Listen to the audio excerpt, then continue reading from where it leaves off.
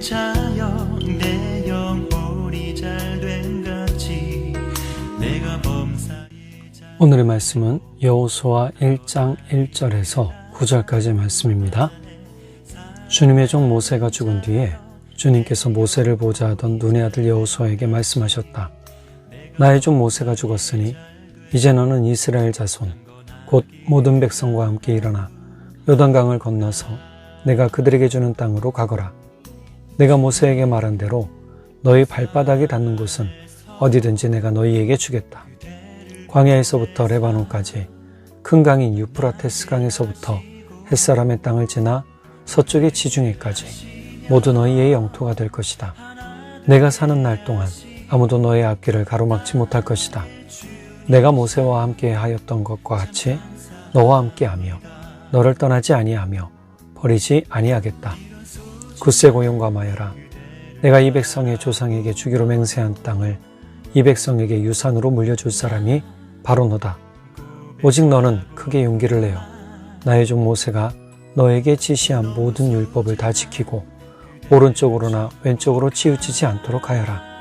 그러면 내가 어디를 가든지 성공할 것이다. 이 율법책의 말씀을 늘 읽고 밤낮으로 그것을 공부하여 이 율법책에 쓰여진 대로 모든 것을 성심껏 실천하여라. 그리하면 내가 가는 길이 순조로울 것이며 내가 성공할 것이다. 내가 너에게 굳세고 용감하라고 명하지 않았느냐? 너는 두려워하거나 낙담하지 말아라. 내가 어디로 가든지 너의 주 나 하나님이 함께 있겠다. 새벽을 함께 하시는 여러분 사랑으로 축복합니다. 오늘부터는 여호수아를 통해 귀한 은혜를 함께 나누고 삶의 귀한 보물을 찾아가는 그러한 시간이 되기를 원합니다.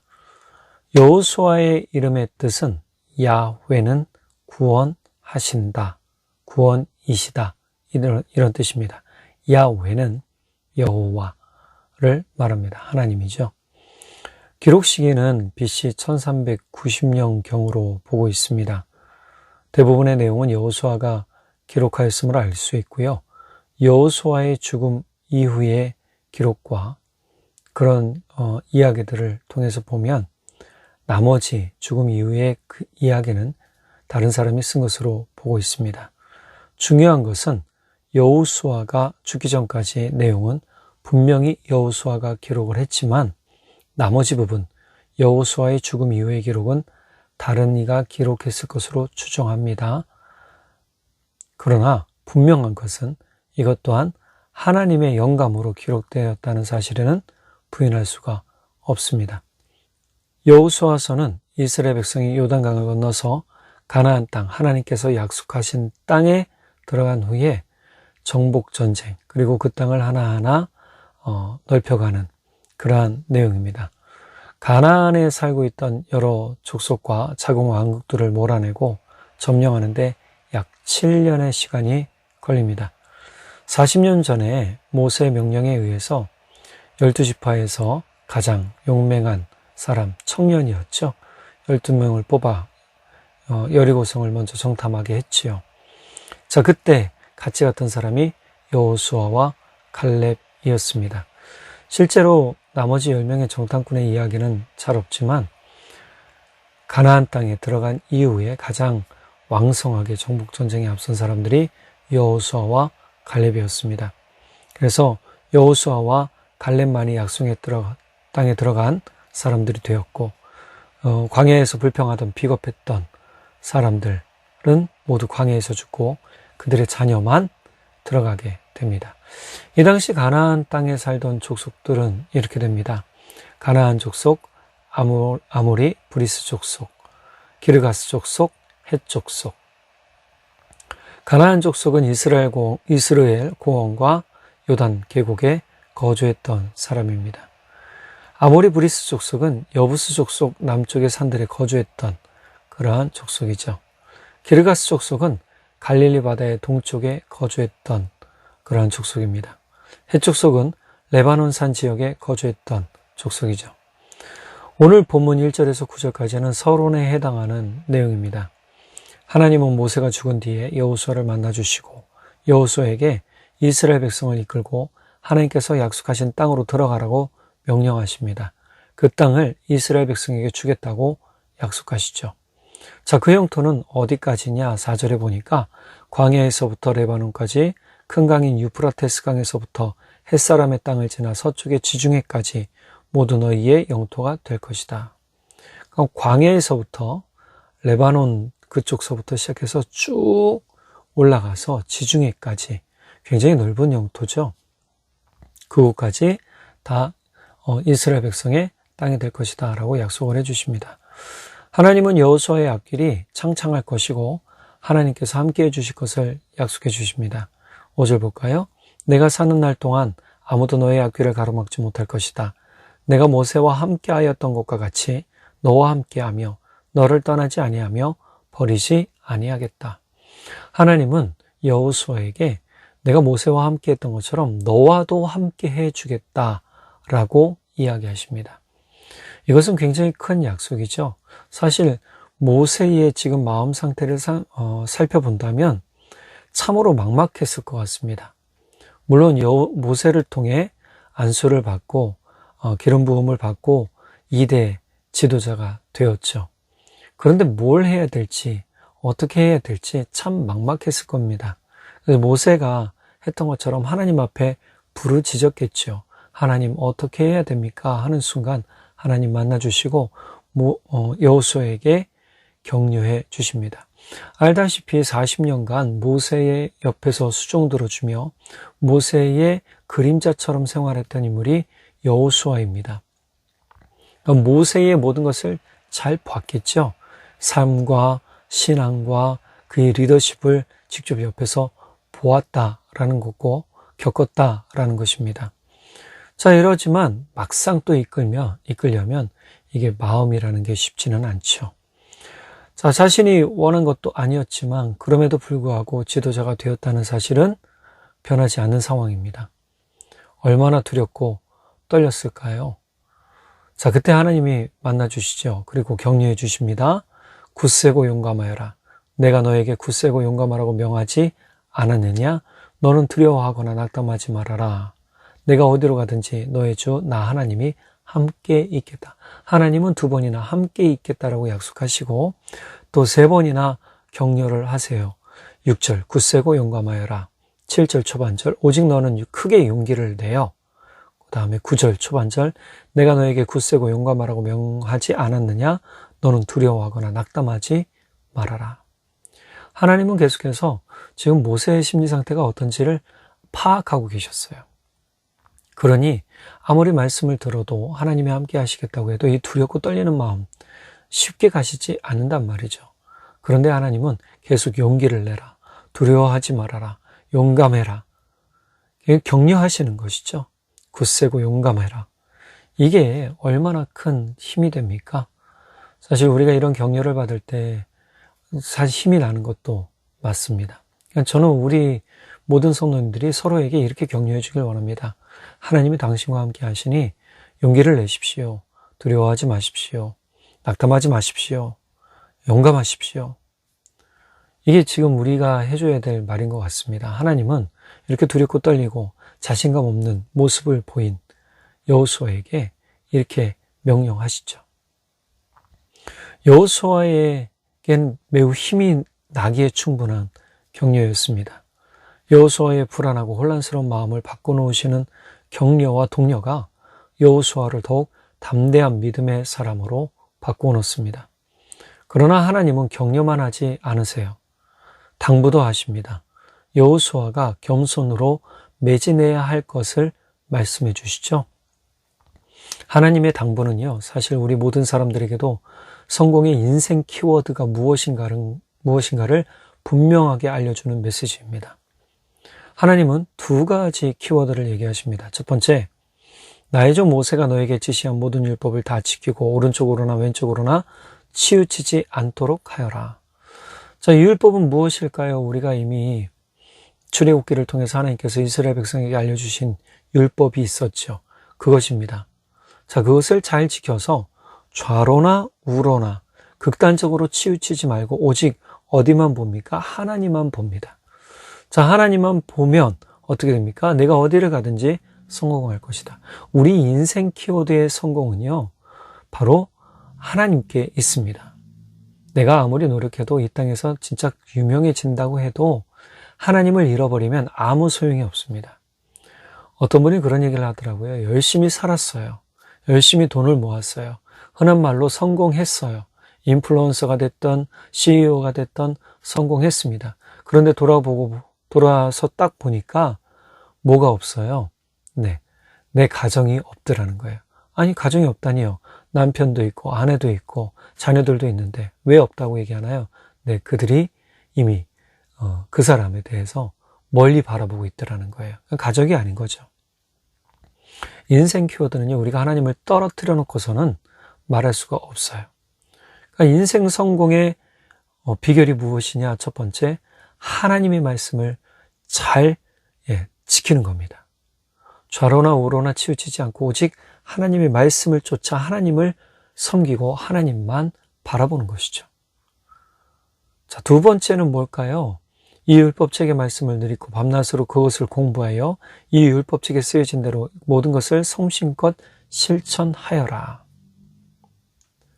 자, 그러면 하나님 이것에 대한 보상이 있다고 얘기하시는데 그 보상이 뭐냐? 그리하면 내가 가는 길이 순조로울 것이며 내가 성공할 것이다. 지금 하나님은 성공에 대한 메시지를 2번이나 얘기하세요. 이 성공에 대한 메시지 두 번째 키워드는 뭡니까? 하나님의 말씀을 배우는 데 있는 겁니다. 그리고 배우는 것으로 끝나는 게 아니에요. 잘 실천해라. 우리가 십계명에 대한 메시지가 크게 2가지로 나눠진다고 그랬잖아요. 첫 번째는 하나님 사랑, 두 번째는 이웃 사랑입니다. 예수님은 이것을 아주 분명하게 잘 설명해 주셨어요. 주 너의 하나님을 힘을 다하여, 목숨을 다하여, 뜻을 다하여, 마음을 다하여 사랑하라. 그 다음에 뭐라고 그러십니까? 예수님은 너의 이웃을 내 몸과 같이 사랑하라. 나머지 하라 하는 거 외에 하지 말라 하는 것도 있단 말이에요. 하지 말라 하는 건 뭐예요? 그것이 옳지 않기 때문이에요. 이 당시 하나님은요, 도덕적인 것 플러스 알파 신앙적인 것까지 추가해 주셨어요. 이 당시 사람들은요, 도덕적으로는 사실 꽝이었습니다. 앞서 가나안 땅의 사람들의 삶은 어땠나요? 도덕적으로 완전히 꽝이었지만 문화적으로는 이들을 쫓아갈 수가 없었어요. 이스라엘 백성들의 문화가 이집트에서 가져온 문화도 있었고 이스라엘 백성들의 전통의 문화도 있었단 말이에요. 자, 그런데 여기서 하나님을 섬기는 문화, 도덕 플러스 신앙이 들어가면 굉장히 차원이 달라집니다. 그러니까 우리 그리스도인들은요, 이 성공의 일을 이루려면 해야 되는 삶의 원칙이 하나 있는데 첫 번째는 도덕적으로 살아야 됩니다. 두 번째로는 신앙적으로 살아야 됩니다. 지금 하나님은 그 얘기를 하시는 겁니다. 우리가 도덕적으로 어떻게 살아야 됩니까? 온전하게 살아야 됩니다. 정직하게 살아야 됩니다. 또 주의 말씀을 따라 살아야 됩니다. 주의 말씀을 배우고 실천하며 살아야 된다는 것이죠. 많은 사람들이 성공하고자 하는 것은요, 우리가 잘 아는 대로 입신양명입니다. 입신양명이 무슨 뜻인가요? 성공하여 세상의 뜻을, 이름을 알리는 것이죠. 나의 이름을 높이는 겁니다. 근데 우리는 반대로 생각해야 돼요. 우리가 성공하면 하나님의 이름이 높아져야 되는 거예요. 자, 이런 걸 다른 말로 한번 해볼게요. 조연 인생이라고 합니다. 자, 이 인생의 주인공은 내가 아니에요. 누구예요? 하나님이에요. 사실 지금 여호수아에게 용기를 주시고 격려해 주시고 용감하라 하시고 두려워하지 말며 낙심하지 말라라고 하시면서 주인공으로 세워주신 것 같지만 그 인생에 가장 중요한 핵심이 하나 있어요. 내가 너와 함께한다. 내가 너와 함께한다. 2번이나 말씀하신 이유는 뭐예요? 네, 인생의 주인공, 너의 인생의 주인공은 나야. 내가 너의 주인공이야. 너는 내 삶의 조연이지만 내가 너를 내 삶의 주인공으로 만들어줄게 라고 하시는 거예요. 그러니 우리가 하나님을 잘 섬기는 건 너무너무 중요합니다. 하나님은 여호수아에게 하나님이 주인공이 되면 옆에서 조연으로 있더라도 빛나는 조연 인생, 하나님께서 만드시는 성공하는 인생, 성공하는 삶이 됨을 약속해 주십니다. 그러니 하나님께 뜻을 두고 하나님의 뜻을 쫓아 하나님의 말씀을 배우며 실천하는 인생이야말로 성공한다라는 것을 제대로 보여주는 말씀이 바로 여호수아서라는 거죠. 제가 배우들 중에 좋아하는 배우가 몇 명이 있는데요. 그 중에 유해진이라는 배우가 있습니다. 그는 조연으로 참 많은 작품에 출연했습니다. 때론 깐족거리는 역할도 하고 진중하지 못한, 대부분은 그래요. 진중하지 못한 역할로도 나오고, 그 다음에 예능 프로그램에 나와서도 조연 역할을 했어요. 주연으로 나오진 않았죠. 조연으로서 그래도 자신에게 맡겨진 것을요, 소화하기 위해서 노력하고 마치 자신이 주인공인 것처럼 열연하는 모습을 봤어요. 그것을 또 즐기더라고요. 그리고 주인공이 빛나도록 열심히 해줍니다. 최근에 제가 나온 두 작품을 좀 봤는데요. 그가 조연이 아니라 주연으로 나오는 작품이었습니다. 그런데 너무 잘하더라고요. 이 밖에도 조연으로 열연했던 많은 배우들이 주연으로 나오는 작품들이 간혹 있습니다. 조연이라고 아쉬워하거나 부끄러워하거나 낙심하지 않아요. 우리도 마찬가지입니다. 아쉬워하거나 부끄러워하거나 낙심하지 마시기 바랍니다. 하나님은 하나님을 사랑하는 사람을 빛나는 조연으로 만드시고 그 사람의 삶이 해같이 빛나도록 만들어 주십니다. 하나님께서 하나님 나라의 주연으로 만들어 주십니다. 우리에게 주신 조연의 자리, 지금 이 자리, 이 삶을 최선을 다해 살아가고 또 기쁨과 감사로 우리에게 주신 모든 삶의 기회를 살아가는 그러한 믿음으로 살 때 하나님 우리 삶 가운데 역사하시고 우리의 삶이 바로 주님이 약속하신 대로 주의 말씀을 믿고 따라가는 이들에게, 열심히 배우고 실천하는 이들에게 그 성공의 자리를 주신다는 것 꼭 기억하시기 바랍니다. 하나님의 때에 하나님께서 높여주십니다. 그러니 실망하거나 낙심하지 마시고 두려워하지 마시고 우리에게 주신 조연의 빛나는 자리 최선을 다해 살아가고 기쁨과 감사로 살아가기를 간절히 바랍니다. 그리고 그것을 통해 믿음의 성공자들로 간증하시는 여러분 되시기를 간절히 바랍니다. 기도하겠습니다. 사랑의 하나님 아버지, 참 감사합니다. 오늘 우리에게 귀한 은혜의 말씀 주셔서 감사합니다. 우리의 삶이 너무 초라해서 또 유명해지지 않아서 내가 원하는 대로 되지 않아서 낙심하고 주저앉을 때가 얼마나 많았는지요.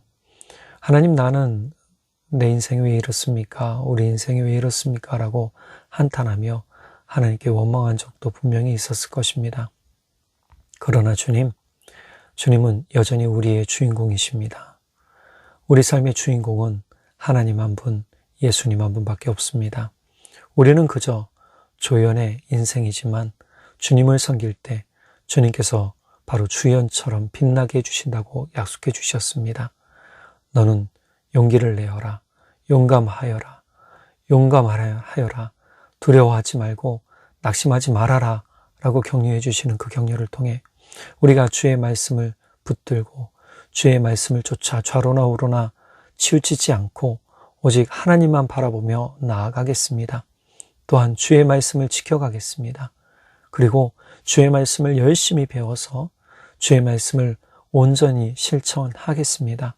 그때 우리 가운데 주의 놀라우신 그 사랑의 뜻이 드러나게 하시고 그것을 통해 이것을 실천하는 이들에게 주의 놀라운 기쁨의 복이 충만하며 성공의 문이 열리도록 성령 하나님 붙들어 주십시오.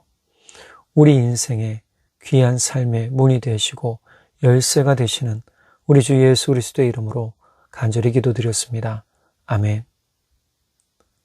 오늘 하루도 주님 안에서 최선을 다해 사시는, 또 주님과 함께 최선을 다해 사시는 여러분 되시기 바랍니다. 사랑하고 축복합니다. 사랑하는 자여, 내 영혼이 잘된 같이 내가 범사에 잘되고 강건하기를 나간 구하네. 사랑하는 자여, 내 영혼이 잘된 같이 내가 범사에 잘되고 강건하기를 나간 구하노라. 주의 그 사랑 안에서 그대를 만나게 하시고 교제케 하시며 하나 되게 하신 나의 주님 참 감사합니다. 이런 소중한 그대를 바라보며 나 고백하고픈 말 너무 소중한 그대를 축복하며 이렇게 고백합니다. 사랑하는 자여 내 영혼이 잘됨 같이 내가 범사에 잘되고 강건하기를